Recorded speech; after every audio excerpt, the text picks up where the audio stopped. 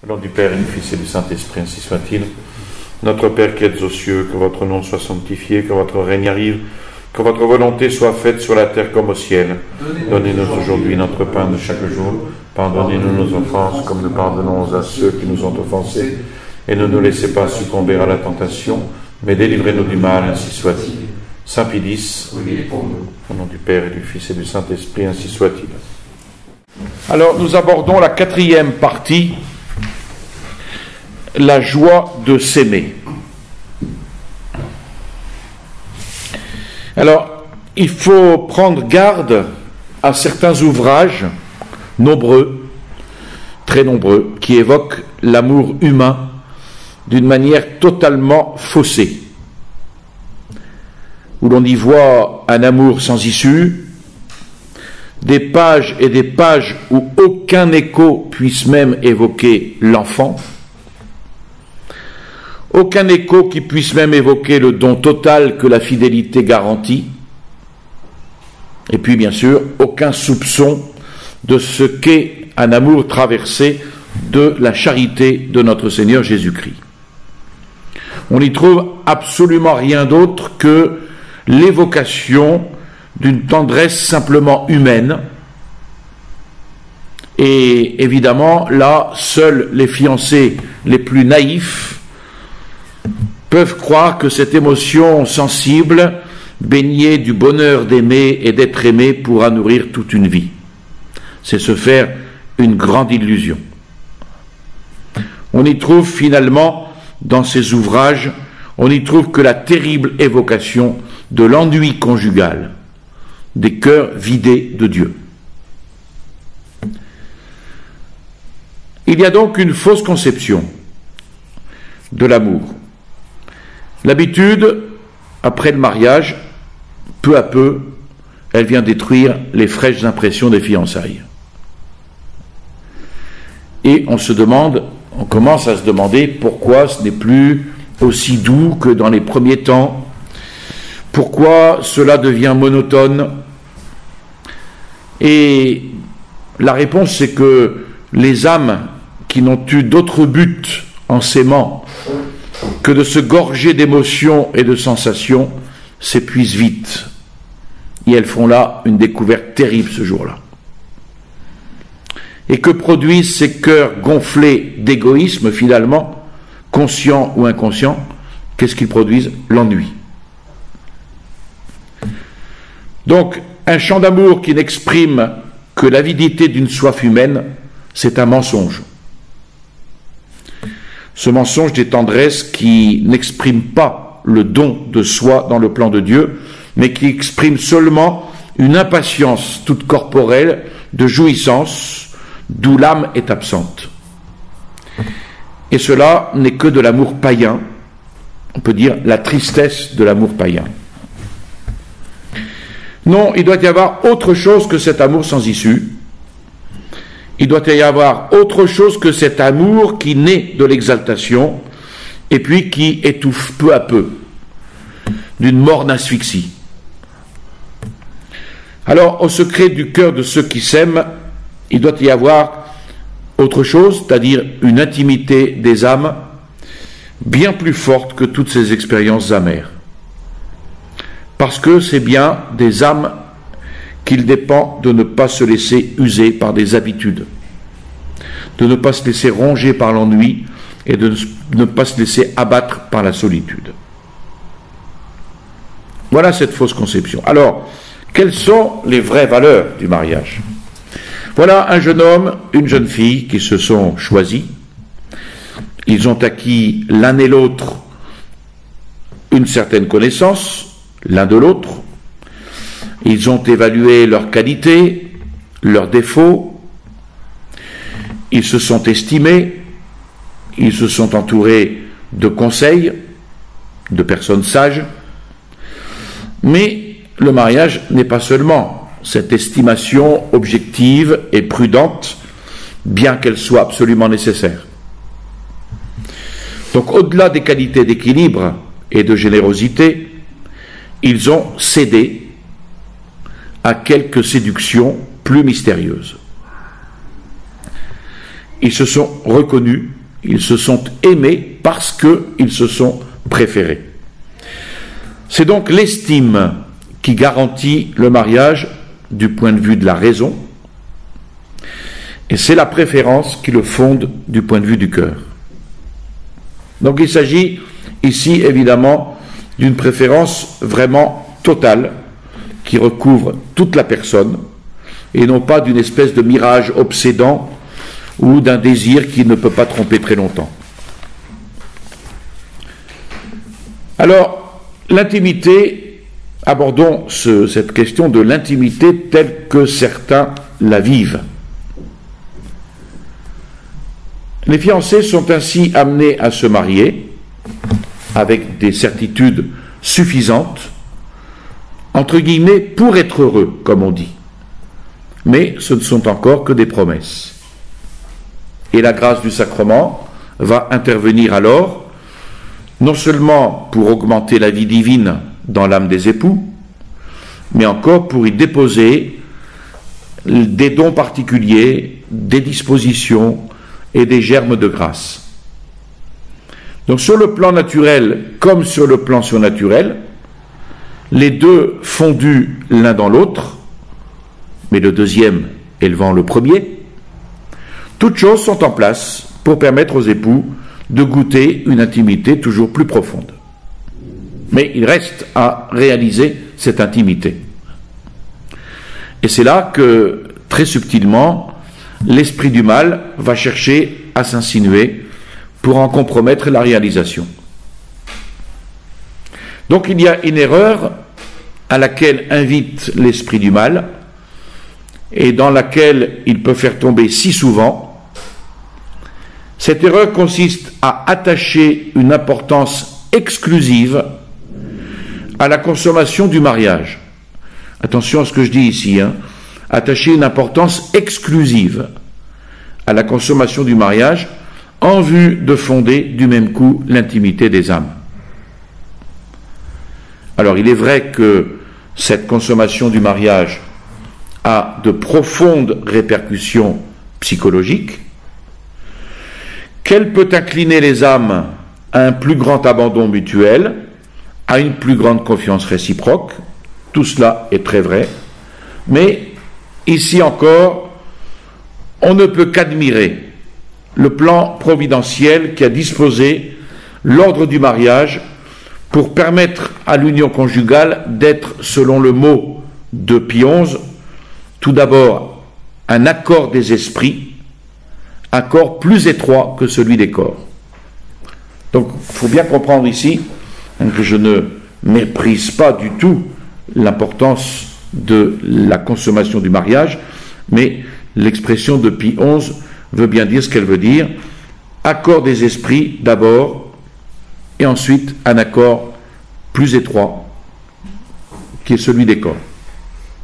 Enfin, plus étroit que celui des corps, dans le sens où l'accord des esprits est un accord plus profond.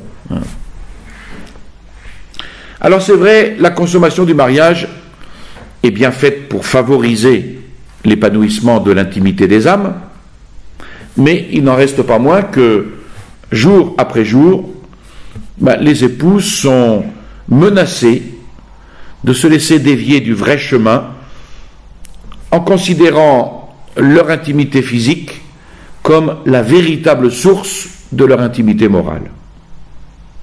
Et cela est dangereux parce que ça conduit insidieusement à abandonner une à une les confidences, les délicatesses qui, au début, avaient si fermement resserré l'intimité des cœurs. Parce que l'union conjugale a d'abord rapproché deux esprits, a d'abord incliné deux âmes, l'une vers l'autre. Elle est faite, et ça c'est indiscutable, elle est faite en vue de la paternité, en vue de la maternité, c'est clair, mais cette paternité et cette paternité sont, dans la plus large mesure, des œuvres non point charnelles seulement, mais d'abord spirituelles. Donc il ne faudrait pas qu'en pratique, dans la vie conjugale, l'intimité physique de l'amour devienne le principe, ou si l'on veut, la nourriture principale de l'intimité des époux. Je pense que vous comprenez le sens que je veux donner ici. Cette intimité physique, c'est l'expression sensible de l'intimité des âmes. Un exemple, la parole articulée est l'expression sensible de la pensée. Le corps est l'instrument sensible à travers lequel l'âme se manifeste et s'exprime. Une parole peut être bien articulée. Si elle est un mensonge, elle méprise sa fonction propre. Donc quand les époux disent s'aimer, ils doivent prendre garde, l'un et l'autre, de dire la vérité. Si chacun d'eux n'aime que soi-même à travers l'autre, leurs paroles, ce sont des mensonges. Parce que la parole, c'est le signe sensible de la pensée. Et si chacun d'eux n'aime que soi-même, eh bien, ces paroles « je t'aime » ne sont qu'un mensonge.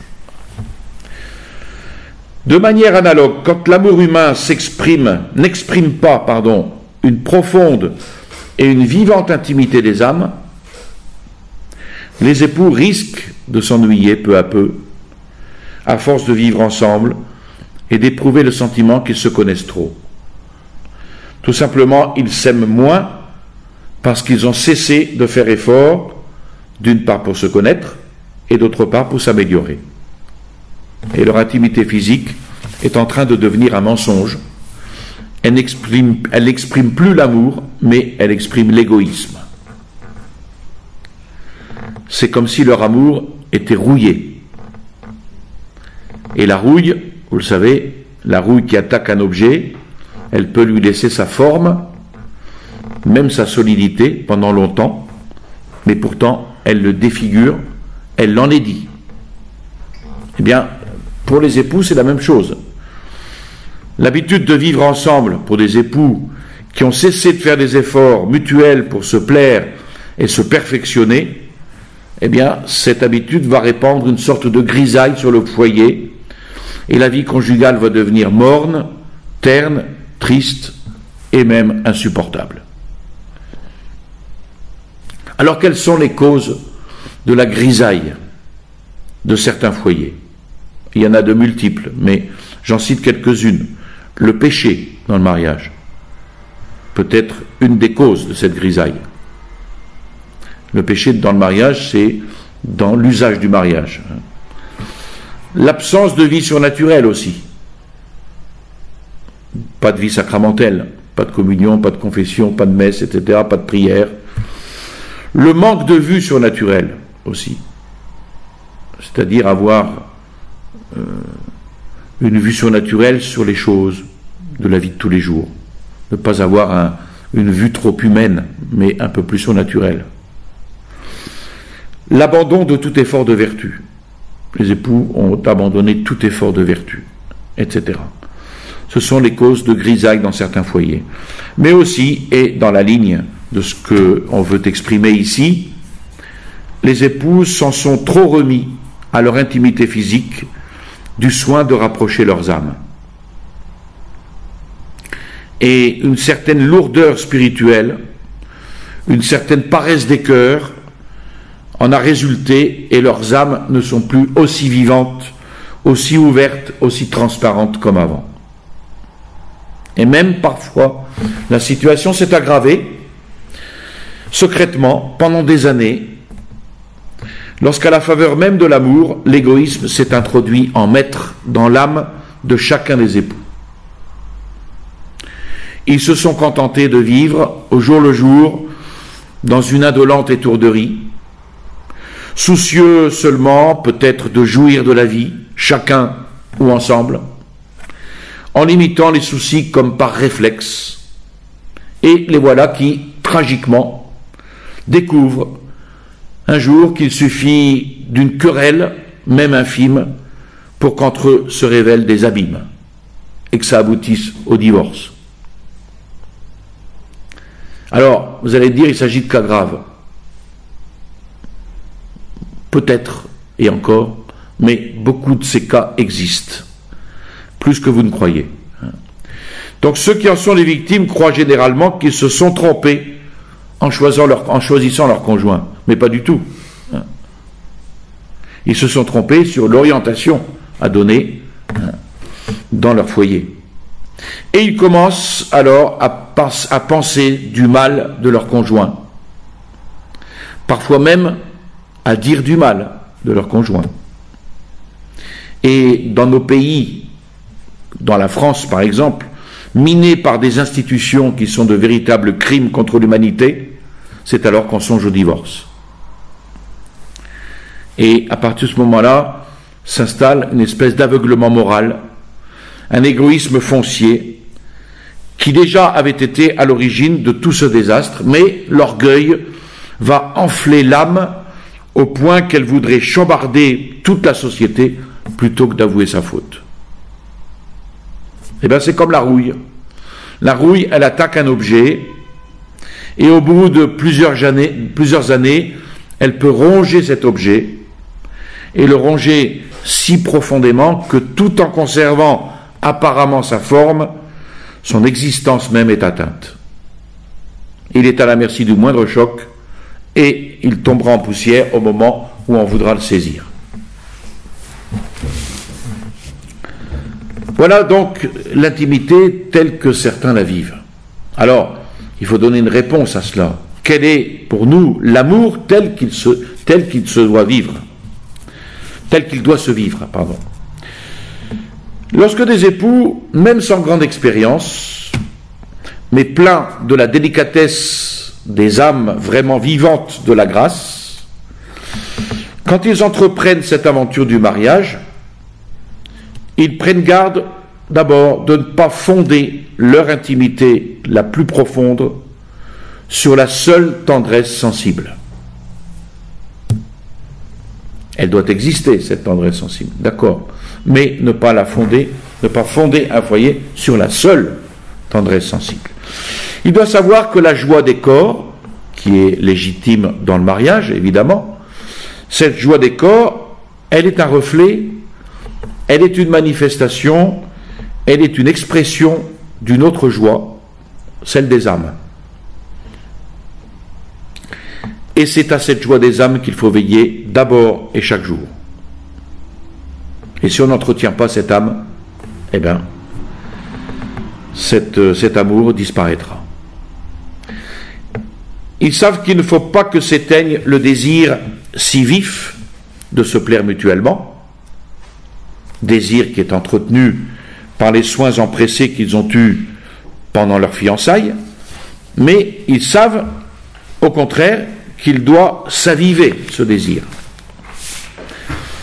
Et la période du perfectionnement intérieur, comme préparation à l'amour, cette période du perfectionnement intérieur a pris fin, maintenant s'ouvre avec le mariage, la période du perfectionnement intérieur, non plus comme préparation à l'amour, mais comme approfondissement de l'amour. Les époux deviennent donc totalement intimes quand chaque jour, eh bien, ils grandissent dans l'estime l'un de l'autre. Ils savent qu'il faut chaque jour, silencieusement, humblement, s'efforcer de mériter l'estime de l'autre pour que se fortifie la confiance mutuelle. Et puis, ils savent aussi qu'ils sont trop faibles, trop attachés, trop égoïstes pour parvenir à cette estime de l'autre. Alors, est-ce que c'est impossible? Bien sûr que non. Et c'est alors que seule la charité surnaturelle peut, en eux, réaliser ce que justement la faiblesse de la nature déchue ne permet même pas d'entrevoir. Donc ce n'est pas à notre nature qu'il faut demander ça, c'est à la charité surnaturelle. Encore une fois, une charité qui va être entretenue par la prière, par les sacrements. Comment accéder à ce qui paraît irréel et parfois même semble inaccessible? Comment atteindre ce sommet de l'unité profonde des âmes? L'intimité spirituelle des époux dépend essentiellement de l'amour. Et cette conquête peut être définie comme un contact vivant des âmes.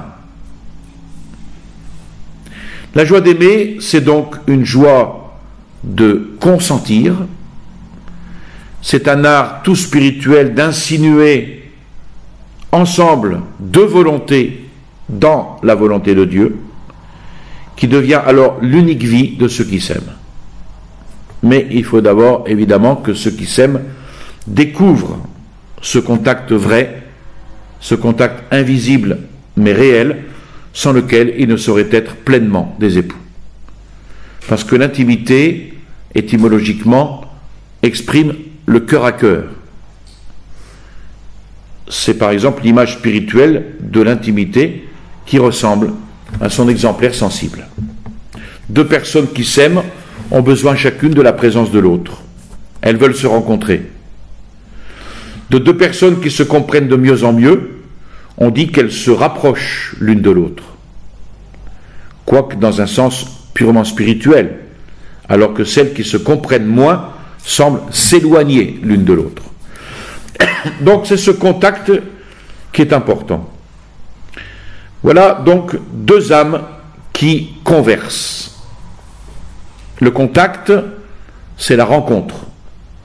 Alors, contact, rencontre, évidemment, enlevez de votre esprit tout ce que ces mots peuvent évoquer aujourd'hui, hein, les lieux de contact, les sites de contact ou de rencontre, etc. Ça n'a rien à voir, hein, évidemment. Deux personnes qui sur un chemin de campagne se rencontrent, s'arrêtent et conversent ensemble, ce sont deux univers de pensée, deux univers de volonté, deux univers de sentiments, qui pour quelques minutes, l'un à l'autre, se déversent l'un dans l'autre. Ils conversent. Dans la vie conjugale, deux âmes qui conversent, c'est beaucoup plus encore. Ce sont deux univers de pensée, de volonté, de sentiments, qui travaillent, mais à n'en faire plus qu'un. Le contact de deux âmes, c'est l'étape où cesse la solitude de chacune d'elles, et au-delà de laquelle se devine la béatitude de l'unité. Donc le contact ne sera vrai et profond que si les âmes non seulement se rapprochent l'une de l'autre, mais aussi s'ouvrent l'une à l'autre. Donc d'abord, deux âmes qui conversent. Ensuite, deux âmes qui se renoncent. L'âme qui veut se donner doit nécessairement se renoncer. Évidemment, quand on donne quelque chose, on renonce à ce qu'on donne. Donc, qui dit donner, dit renoncer. Et c'est justement parce que tant d'époux viennent l'un à l'autre, non pour donner, mais pour prendre, non pour renoncer, mais pour arracher, non pour se donner, donc pour s'appauvrir, mais pour s'enrichir, que tant d'âmes restent fermées l'une à l'autre. Et cependant, elles ont l'illusion d'être en contact. Et parfois c'est un contact inerte, qui n'ose pas se communiquer par amour-propre ou par paresse. Parfois c'est un contact mort, qui n'a rien à communiquer parce que l'une ou l'autre des âmes, peut-être les deux, sont complètement enfermées en elles-mêmes, emprisonnées. Donc, deux âmes qui conversent, deux âmes qui se renoncent, deux âmes maintenant qui regardent ensemble vers Dieu. Dans la vie conjugale, des circonstances douloureuses peuvent arriver. Un enfant très malade, la peur terrible de le perdre, le besoin de prier soudain, non plus chacun de son côté, mais ensemble, avec ferveur. Voilà les deux âmes dont les yeux se rencontrent, les regards ne sont plus les mêmes, parce qu'ils ont eu peur ensemble, et parce qu'ensemble ils se sont sauvés. Et les voici spontanément qui remercient celui, avec un grand C, qui les a épargnés. Et leurs regards se retournent vers le ciel, et ils découvrent là le prix de la vie parce qu'ils ont failli la perdre. Ils ont reconnu la providence parce que, en de tels moments, on est en face de toute la réalité et que c'est Dieu qui est la réalité. Et voilà que les époux se retrouvent non plus comme des automates de la vie quotidienne, mais comme deux âmes qui se sont réveillées et qui se sont ouvertes à Dieu pour le supplier. Donc victoire de l'âme sur l'habitude et le conventionnel, victoire de l'amour sur le tout fait et sur l'isolement paresseux. Donc ce n'est pas le contact qui pose problème, car le contact sera vivant, inerte ou mort, selon que les âmes seront vivantes, inertes ou mortes. Ce qui fait le problème, c'est la vie des âmes. Alors, quel est donc cet amour des âmes? Au-delà des regards, au-delà des paroles, des gestes des époux, on devine bien qu'il y a une source de vie qui les anime et qui inspire toutes leurs manifestations. C'est l'âme. Tout ce qui en eux est source jaillissante de vie intérieure, de pensée, de volonté. Alors, est-ce que les époux peuvent atteindre leurs âmes réciproques? Non. Et ils souffrent de cette limitation. Ils ne touchent pas leurs âmes, ils ne peuvent les étreindre. Alors, est-ce que ce mariage n'est qu'une illusion? Cette intimité physique, est-ce qu'elle serait une tromperie de la nature? Cette union profonde, sans réserve, des âmes, est-ce qu'elle serait un mirage auquel il faudrait renoncer après quelques mois ou quelques années de déception intérieure? Évidemment, non. Il faut répondre non à tout cela. Et affirmer que l'unité des âmes est un don. Mais c'est un don que deux âmes, à elles seules, ne peuvent se faire l'une à l'autre. Et le lien vivant des âmes, c'est l'esprit d'amour. Cette respiration vivante qui, parce qu'il est Dieu, réalise l'unité pour ceux qui s'aiment et qui désirent s'aimer, et mieux encore, d'un amour vivant, d'un amour des âmes. Pour ceux qui ne limitent pas leur amour à quelques satisfactions instinctives ou esthétiques, mais qui pressentent que cet amour qu'ils désirent pour les unir est peut-être quelque mystère foudroyant dont la découverte peut instantanément changer le cours d'une vie. Et c'est à cela que Saint Jean fait cette révélation, l'amour, point d'interrogation, mais c'est Dieu. Nos âmes sont les enveloppes, elles sont les demeures où veut venir habiter l'amour, parce que l'amour n'est pas quelque chose de vague et de charmant qui unit ceux qui s'aiment. L'amour ici, c'est quelqu'un. Et Dieu est amour, le Dieu unique en trois personnes. Le mystère de la Sainte Trinité est précisément le mystère de l'amour, les trois personnes. Le Père qui éternellement engendre le Verbe, la parole vivante, et le Fils éternellement qui fait retour vers son Père dans l'unité d'un seul esprit, d'un seul lien d'amour, l'Esprit Saint. Et le Dieu amour nous a créés. Mais par la chute originelle, l'homme et la femme se sont détournés de sa face. Et malgré tout, Dieu a voulu nous sauver, et pour cela, le Verbe s'est fait chair. Eh bien, il dépend pour nous de vivre de cet amour. Et Dieu est le lien de cet amour. Alors, quelle est la place de Dieu dans le foyer? Ici, j'ai mis couple, mais j'aime pas beaucoup ce mot-là. On parle d'un couple de tourterelles, mais pas d'un homme et d'une femme. J'aime pas du tout ce mot-là. Je préfère le foyer, ou même le ménage. C'est ce que dit Pie XII aux jeunes époux le 15 juillet 1942. Si Dieu est, écrit-il, et il doit l'être, le lien de votre amour, il le marquera en retour de son sceau, l'affermissant à tel point que rien au monde n'aura la force de le gêner ou de l'affaiblir. Et puis saint François de Sales, le premier effet de cet amour, c'est l'union indissoluble de vos cœurs. Si on colle 2 pièces de sapin ensemble, pourvu que la colle soit fine, l'union se fera si forte que l'on fendrait beaucoup plus tôt les pièces aux autres endroits qu'en l'endroit de leur conjonction. Mais Dieu conjoint le mari à la femme en son propre sang. C'est pourquoi cette union est si forte que plutôt l'âme se doit séparer du corps de l'un ou de l'autre que non pas le mari de la femme. Or, cette union ne s'entend pas principalement du corps, mais du cœur, de l'affection et de l'amour.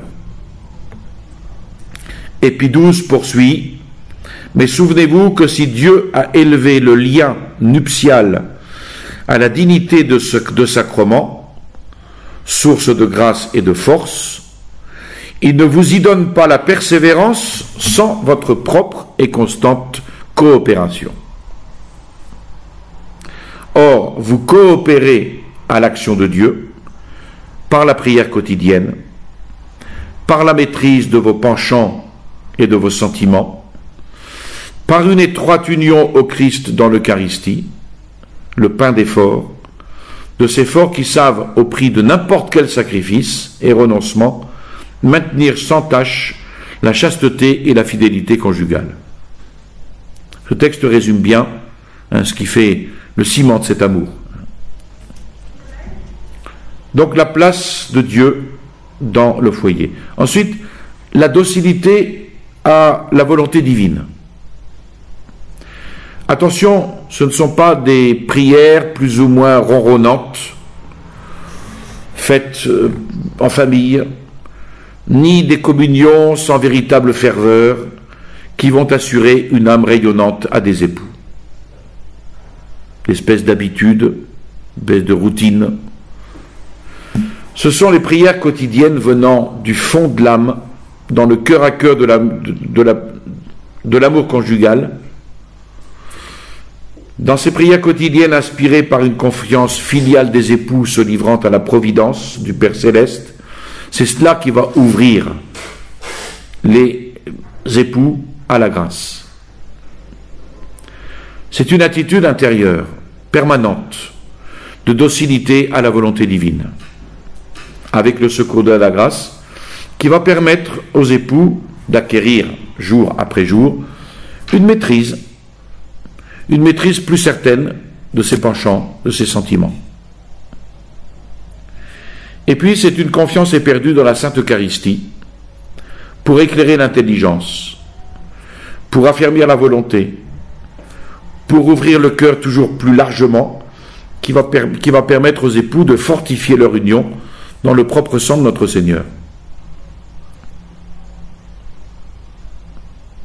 Alors, quels seront les efforts à fournir pour cette œuvre commune? D'abord, la distinction entre l'amour et l'amour-propre. Se livrer pour une âme, c'est se consacrer à aimer. Et pour aimer, il faut s'avouer à soi-même ses imperfections, son amour-propre, son égoïsme. Donc, il faut travailler à se rectifier, à se corriger, à éliminer les zones d'ombre tout au long des menus événements de la vie quotidienne. Et seule l'âme qui est mue par la grâce, eh bien, elle peut concevoir ce renoncement silencieux, souriant, affectueux, sans raideur. L'âme qui n'est pas donnée à l'amour, eh bien, elle va très vite être possédée par l'amour-propre.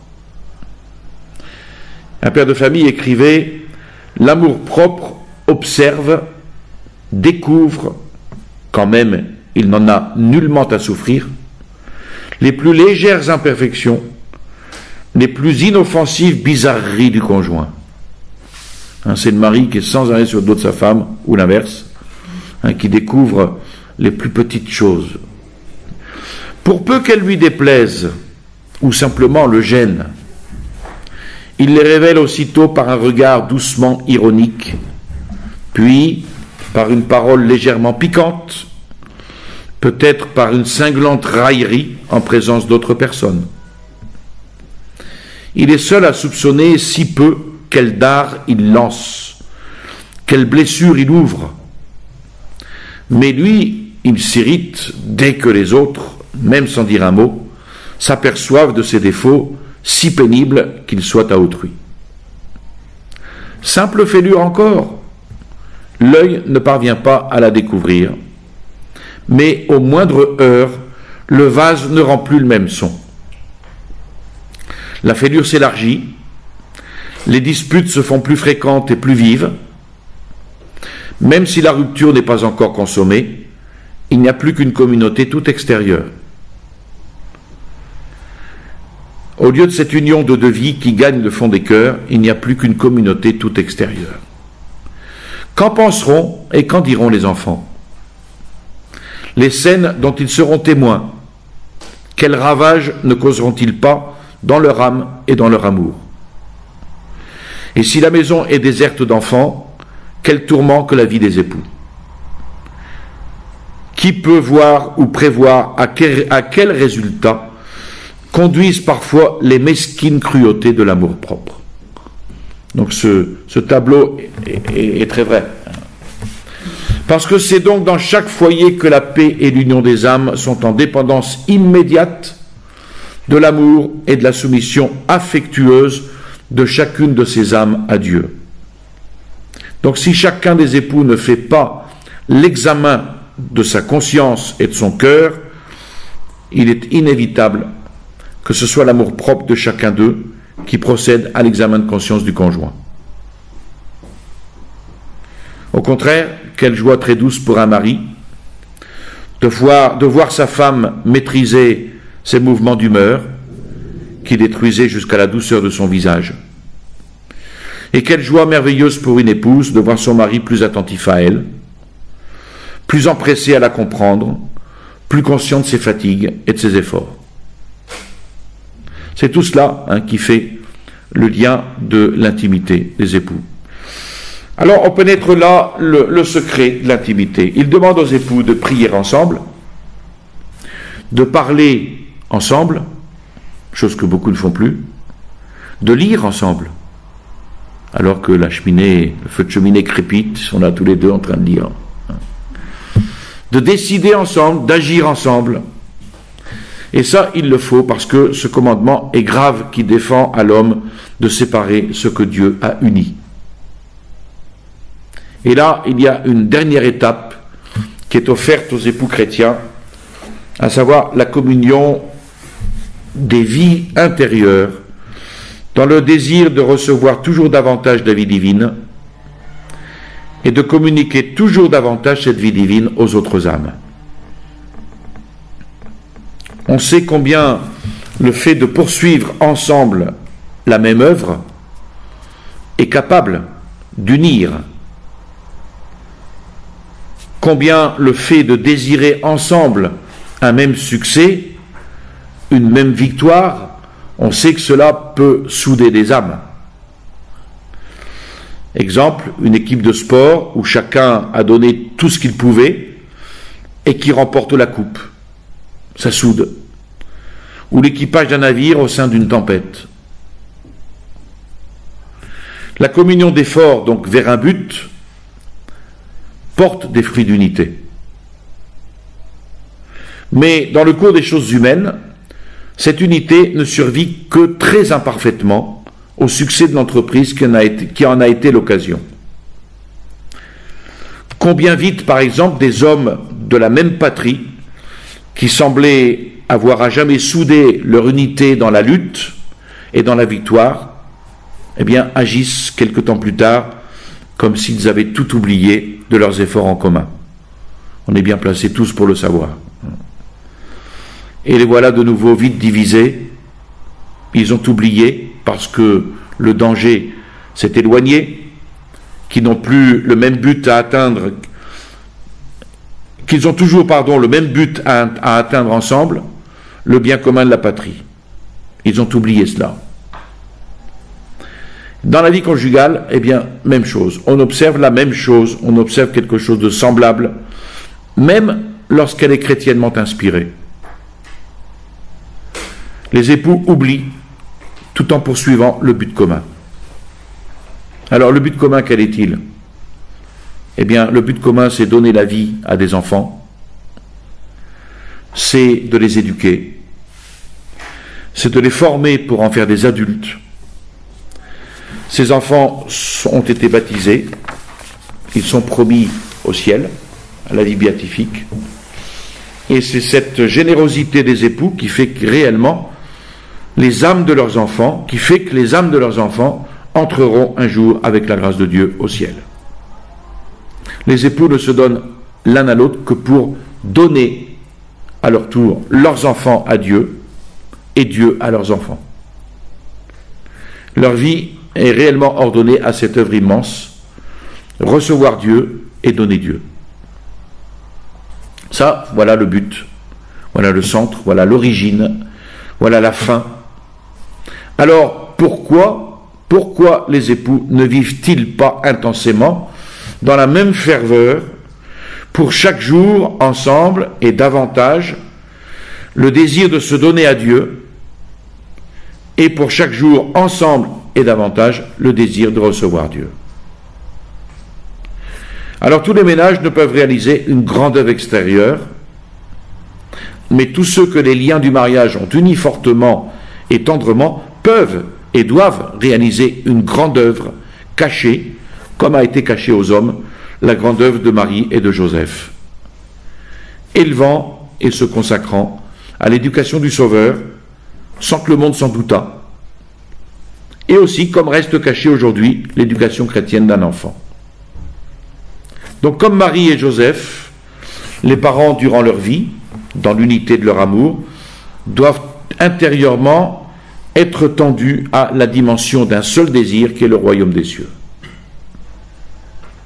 La grande œuvre cachée des époux n'est-elle pas de travailler ensemble à ce que le règne s'étende en eux davantage, et davantage encore dans leurs enfants, dans tous leurs frères? D'où la prière quotidienne à l'Esprit Saint, l'offrande de leur joie, l'offrande de leur peine, de leurs soucis, de leurs difficultés, et puis l'accomplissement joyeux, total, de leur devoir d'État. Que dans leur prière, ils demandent, pour eux d'abord, d'obtenir d'être de meilleurs époux, de meilleurs parents, et puis pour les enfants ensuite. Parce que c'est chaque jour que l'observation perspicace des parents, détecte un peu de paresse, un peu de légèreté, des inclinations à l'orgueil, des inclinations au mensonge. Et lorsque les enfants grandissent, la prière des parents n'est que plus nécessaire. Les prières des époux, leurs sacrifices quotidiens, sont puissantes. Donc, tels sont les époux chrétiens, vraiment, qui discernent la présence invisible du Seigneur. Ils savent que tout leur sera donné par surcroît et qu'une seule chose est nécessaire. Alors, s'ils remplissent totalement et joyeusement tous leurs devoirs, c'est parce qu'ils savent que tout dans leur amour, dans leur travail, dans l'éducation de leurs enfants, comme dans leurs loisirs et leurs distractions, tout est fait sous le regard de Dieu. Voilà, c'est tout un programme.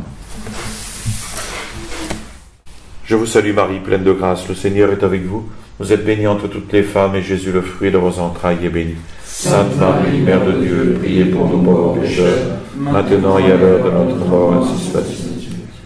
Au nom du Père et du Fils et du Saint-Esprit, ainsi soit-il.